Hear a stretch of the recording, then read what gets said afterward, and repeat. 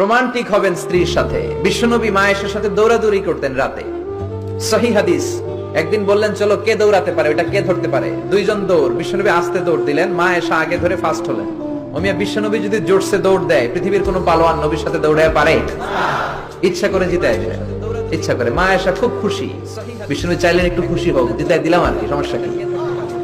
তার 7 বছর পরের ঘটনা, মা আয়েশা একটু মোটা হয়ে গেছে। আবার বললেন রাতে, আয়েশা চলো আজকে দৌড় দৌড় খেলি, মদিনায় তো সবাই ঘুমায়। মা আয়েশা মহা খুশি, ভাবছে ওই দিনও হারাইছে, আজকেও হারাবে। বিশ্বনবী মনে মনে বলে আজকে নো চান্স, আজকে চান্স দিব না। তো চলো ওই পিলার ধরি, দুইজনে দৌড়। বিশ্বনবী চান্স দেয় নাই।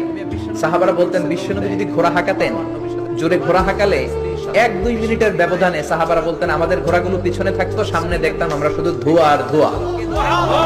বিশ্বনবী ওনার ঘোড়া নিয়ে যে কয় মাইল সামনে চলে গেছে আমরা নিজেরাও জানি না। কি পালোয়ান, মক্কার সবচেয়ে বড় কুস্তি